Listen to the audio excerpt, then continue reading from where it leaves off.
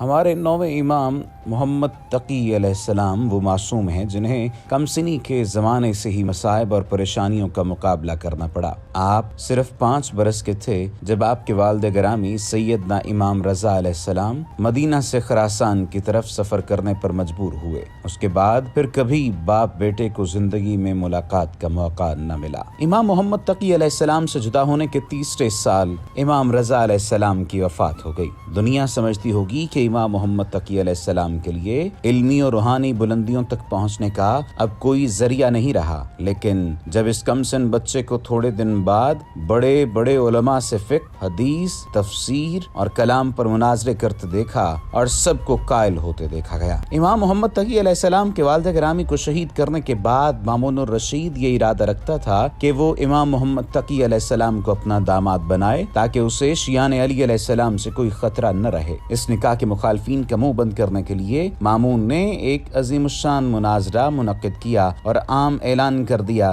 جس میں امام محمد تقی کے مقابل وقت کے قاضی القضاء یعنی چیف جسٹس کو بلایا گیا۔ ہر شخص اس عجیب اور بظاہر غیر متوازی مقابلے کے دیکھنے کا مشتاق ہو گیا، جس میں ایک طرف ایک 8 برس کا بچہ تھا اور دوسری طرف ایک آزمودہ کار اور شہرۂ آفاق قاضی القضاء یحییٰ ابن اقسم۔ اس مناظرے کی ایک طویل اور دلچسپ داستان ہے۔ مختصر طور پر نتیجہ بتایا جائے تو یہ کہ امام محمد تقی علیہ السلام کے مقابل یحییٰ بن اقسم کھلے لفظوں میں اپنی کم علمی و عاجزی کا اقرار کرتا رہا۔ مامون کو اپنی بات کے بالا رہنے کی خوشی تھی۔ اس نے مجمع کی طرف مخاطب ہو کر کہا، دیکھو، میں نہ کہتا تھا کہ یہ وہ گھرانہ ہے جو قدرت کی طرف سے علم کا مالک قرار دیا گیا ہے؟ یہاں کے بچوں کا بھی کوئی مقابلہ نہیں کر سکتا۔ مجمع میں جوش و خروش تھا۔ سب نے ایک زبان ہو کر کہا کہ بے شک جو آپ کی رائے ہے وہ بالکل ٹھیک ہے اور یقیناً محمد ابن علی رضا کا کوئی مثل نہیں ہے۔ مامون نے اس کے بعد اسی جلسے میں امام محمد تقی علیہ السلام کے ساتھ اپنی بیٹی ام الفضل کا عقد کر دیا۔ نکاح سے قبل جو خطبہ ہمارے ہاں عموماً پڑھا جاتا ہے، جو کہ امام محمد تقی نے اس عقد کے موقع پر اپنی زبان مبارک پر جاری کیا تھا، وہی خطبہ بطور یادگار نکاح کے موقع پر باقی رکھا گیا ہے۔ آپ شادی کے بعد تقریباً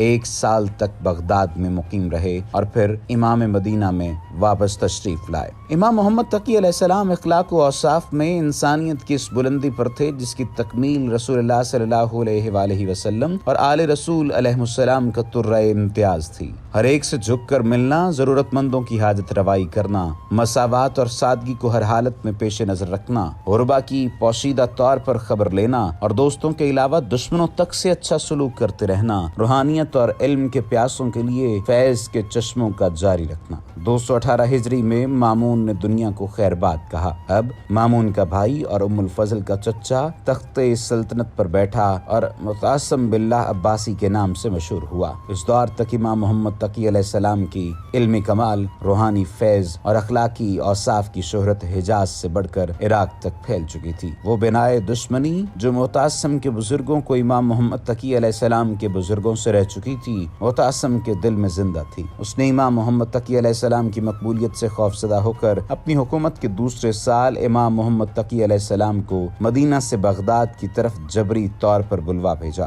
مجبوراً امام محمد تقی علیہ السلام اپنے فرزند امام علی نقی علیہ السلام اور ان کی والدہ کو مدینے میں چھوڑ کر بغداد کی طرف روانہ ہوئے۔ بغداد میں تشریف لانے کے بعد تقریباً 1 سال تک معتصم نے بظاہر آپ کے ساتھ کوئی سختی نہیں کی، مگر آپ کا یہاں کا قیام خود ہی ایک جبری حیثیت رکھتا تھا جسے نظر بندی کے علاوہ اور کچھ نہیں کہا جا سکتا۔ اس کے بعد اسی خاموش حربے سے جو اکثر اس خاندان کے بزرگوں کے خلاف استعمال کیا جا چکا تھا، آپ کی زندگی کا خاتمہ کر دیا گیا۔ 29 ذوالقعدہ 220 ہجری کے روز زہر سے آپ علیہ السلام کی شہادت ہوئی۔ آپ اپنے جد بزرگوار حضرت امام موسیٰ کاظم علیہ السلام کے پہلو میں دفن ہوئے۔